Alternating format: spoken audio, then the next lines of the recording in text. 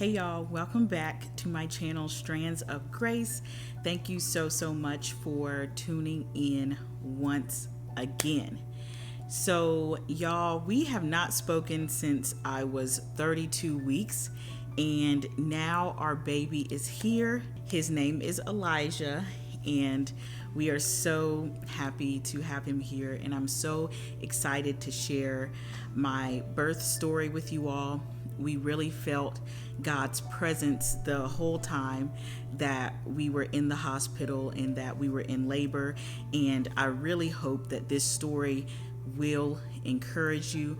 I really think that there needs to be more positive birth stories on YouTube. And I know that a lot of times you can't control what your birth story will be. Some people, their birth stories are very traumatic, and some people, their birth stories are very positive.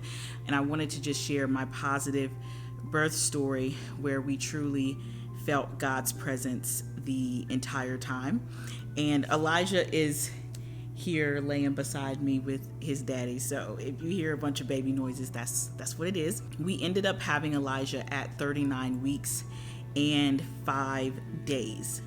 So y'all, let me just tell you, by the time I hit 38 weeks, I was really over being pregnant. I just wanted to meet my baby. I just wanted to hold him, see his face, cuddle him, all that kind of stuff. And so I was definitely growing weary, and the Lord had to definitely hold me up.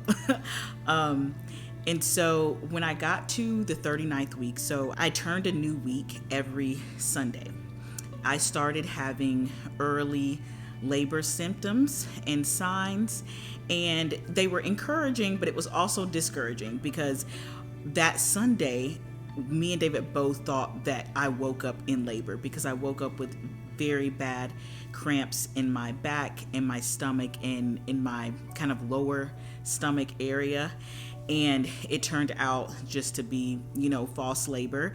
And so I continued to have labor signs throughout that week. And then on Wednesday, David's mom came so that she could be there prayerfully for his birth, but just be there to help us after Elijah was born.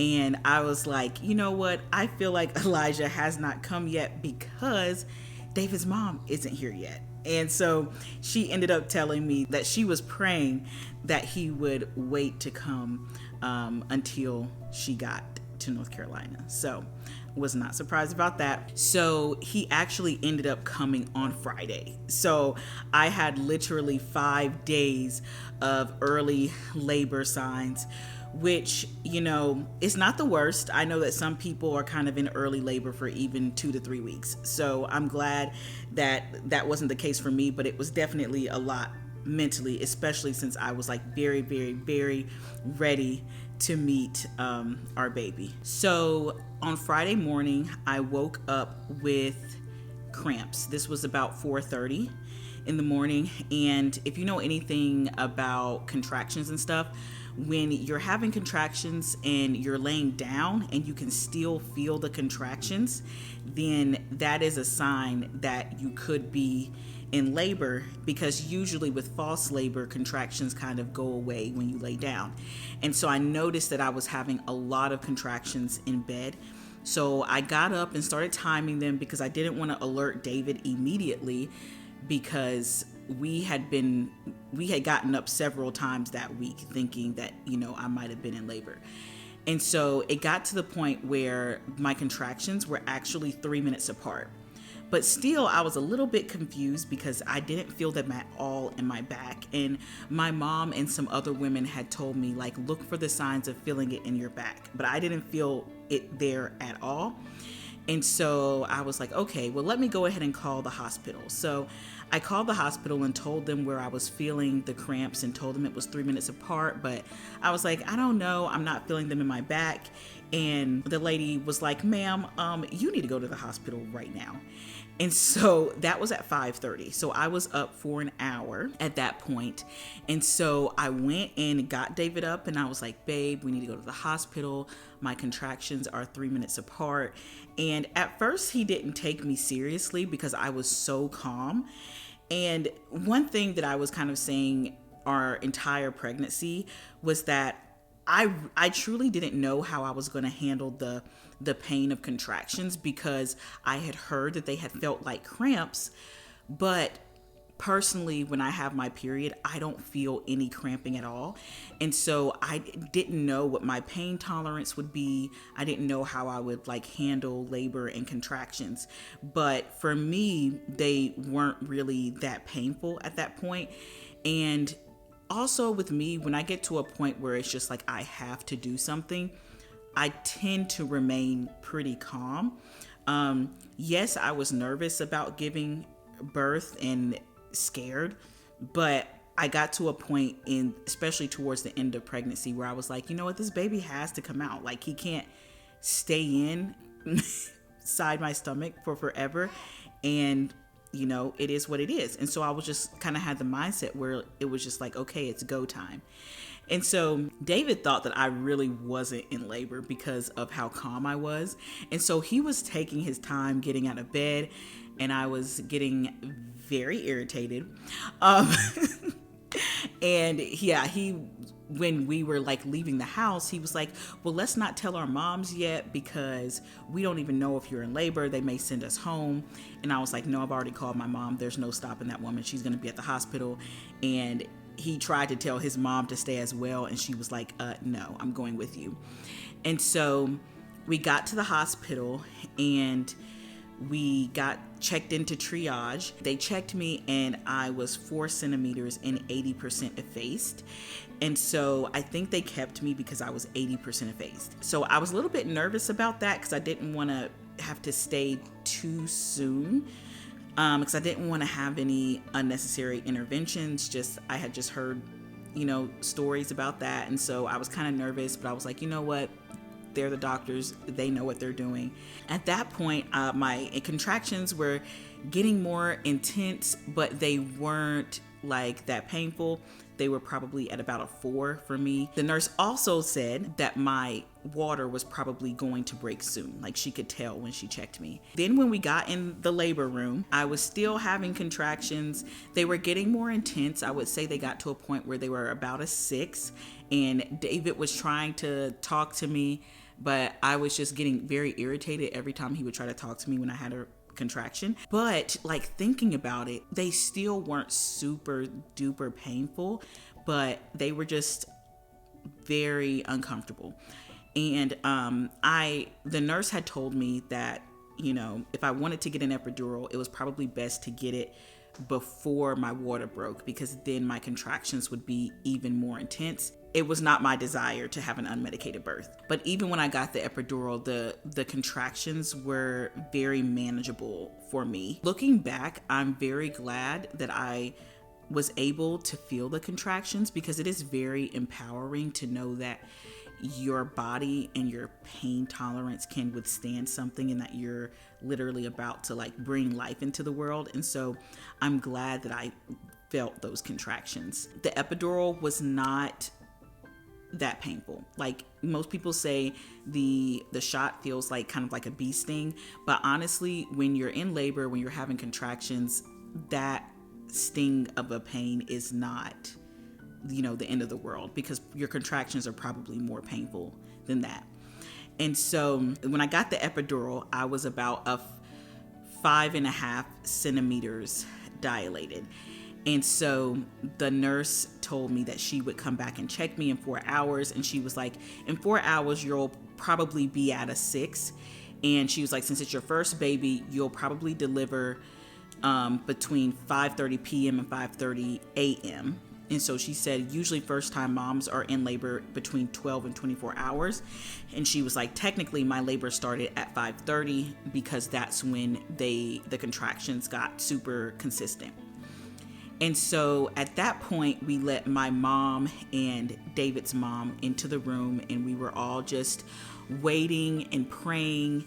And this is when really like the supernatural part started for me. Something that the nurse told me was, she was like, a lot of people don't know this, but the epidural is really only supposed to be about 80% effective as far as like how much it numbs your body. And so some people, it depends on how their bodies react. But some people are like super numb, and some people, aren't super numb, and they feel about 20% of the pain. So she was like, don't be surprised if you feel the ring of fire. Don't be surprised if your epidural does not numb every single area for you. And so she ended up telling me that the doctor who did my epidural was actually really, really good. He gives epidurals that don't numb you completely so that you can feel enough to be able to push. And she said that some women, they're so numb that they don't feel when to push, and they end up pushing for 4 hours because they're not pushing effectively. And so for me personally, with the epidural, I could still feel and move my legs. I could still feel my contractions. They weren't as intense as they would have been without the epidural, but I could still feel that. But the thing is, my private regions were completely numb.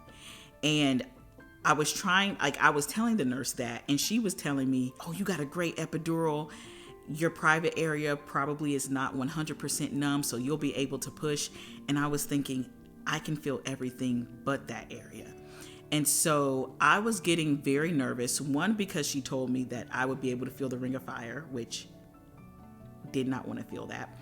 And two, I was getting nervous because she was saying that my epidural was good because I was not all the way numb down there. But I was thinking, I'm definitely all the way numb down there.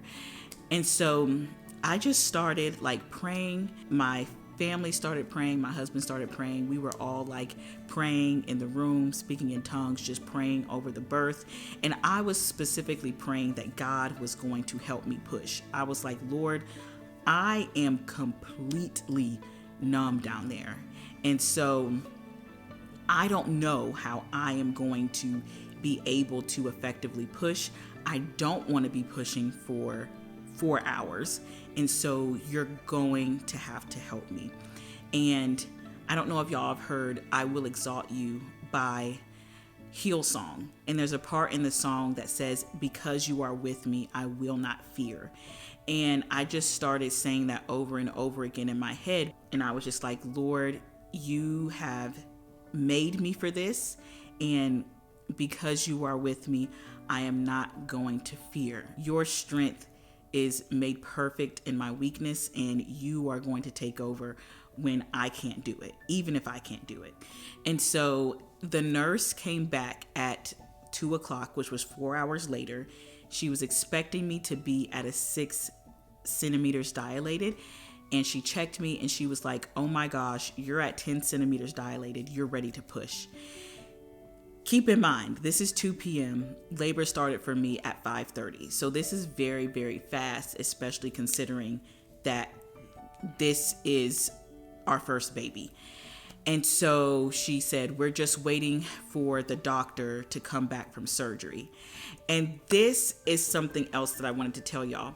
So when we were going to OBGYN appointments, there was this particular doctor that I really, really liked. He was so sweet.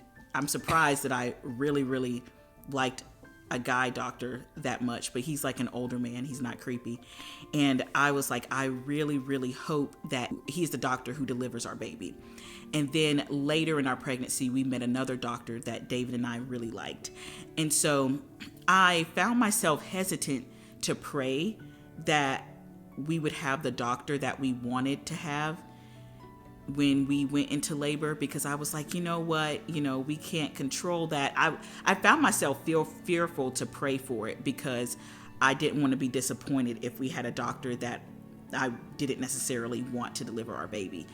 But the week before we delivered, I was like, God, it would be so awesome if one of these two doctors delivered our baby. And even with that, I was kind of being hesitant because I really wanted the male doctor to deliver our baby, but the female doctor, she was really awesome too. So I would have still been happy if she did. And so the day that we actually ended up going into the hospital, the female doctor was working until 12 p.m. and then the male doctor was working from 12 p.m. Throughout the rest of the day. So God is so awesome that we actually had both both doctors who tended to us during our labor experience. Going back to the story, the nurse said that I was ready to push, and so we were waiting on our favorite doctor to get out of a C-section and come into our room. The doctor came in, and then I started pushing with my contractions, and praise the Lord, I could feel my contractions, and so I was able to feel and tell them when a contraction was coming on. There were a couple of contractions that I could not feel, and they had to tell me to push, but for the most part, I could feel all the contractions, and they were able to tell me when to push. There were only a few times where they were like, okay, let's take a break from pushing. When I would push, they would be like, oh my gosh, you're doing so great. Like, yes, keep pushing like that. They were amazed. David was saying that the doctor and the nurse were looking at each other like, wow, this woman is pushing so great. And so I ended up pushing him out in 30 minutes, which would have been even shorter if I didn't have to take breaks. And so the doctor was just stunned that I pushed this baby out in 30 minutes. And honestly, it was the Lord. It was the Lord, because I could not feel anything down there. But the Lord came through, showed me how to push, and I also went off of the cues of the doctor when I would push a certain way, and they would be like, yes, keep pushing that way. Elijah ended up being born 8 hours after I went into labor. The nurse actually said that next time I get pregnant, I will need to go to the hospital immediately when I felt any labor signs, because she was like, you might end up having a car or a toilet baby, because you might be someone who just labors very fast. After we got to our kind of like postpartum room, the doctor came in and he was like, you did amazing. I'm so impressed with you. And he was like, you can literally have as many babies as you want. He was like, you are great at pushing out babies. And so I am just like super grateful for our experience. I'm very grateful to have the husband that I have, because he just kept thanking me for delivering our baby and just telling me how much he loved me. He bought me flowers. He got me everything that I wanted. I am very, very, very grateful for how labor went. And before, like, even being pregnant, I could not see myself delivering this baby. I was like very scared most of my pregnancy. I was like, I don't know how I'm going to get to push this baby out. And I still look at him and I'm like, oh my gosh, you literally came out of me. The Lord formed you in my womb. Like, that is amazing. And we're so grateful for him. He is such a sweet baby. Oh, I want to tell y'all right quick why we named him Elijah. So about 4 years ago, this is before I even met David, I was actually walking out of Chipotle and I heard the Lord say to me, you're going to have a son and you're going to name him Elijah. And I was just like, okay. Like, anyone who knows me knows that my favorite boy name is Ezra.